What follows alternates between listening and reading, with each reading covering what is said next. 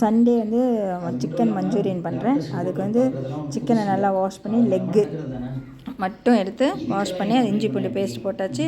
அதில் எல்லா கரம் மசாலா, மஞ்சள்தூள், மிளகாத்தூள், சிக்கன் பவுடரு, 1 ஸ்பூன் தயிர், உப்பு எல்லாம் போட்டு 1/2 hour ஊற வச்சு அது வந்து எண்ணெயில் வந்து நான் ஃப்ரை பண்ணி எடுக்கலை, இது ஆஃப் வேக்காடு மாதிரி எண்ணெயிலே எடுத்துகிட்டு அந்த எண்ணெயிலே பாருங்கள் வெங்காயம், சின்ன வெங்காயம் கொஞ்சோண்டு, 2 தக்காளி, இது வந்து சாஸ் இல்லாமல் நம்ம பண்ணுறோம் இல்லையா மஞ்சூரியனால, அதில் உப்பு, மஞ்சள்தூள், மிளகாத்தூள், இது எதுக்குன்னா இந்த மசாலாவுக்காக போட்டு அதில் வந்து கொத்தமல்லி தழை நம்ம போடுறோம். ஏன்னா அந்த கொத்தமல்லி தூள் போடுறதுனால இது வந்து ஃப்ளேவருக்காக இது போட்டு நல்லா எண்ணெய் பிரிஞ்ச அளவுக்கு வந்த அப்புறம் நம்ம ஏற்கனவே ஆஃப் வேக்காடு ஃப்ரை பண்ணி வச்சுருக்கோம் பார்த்தீங்களா, அதையும் எடுத்து இதிலே போடுறோம்.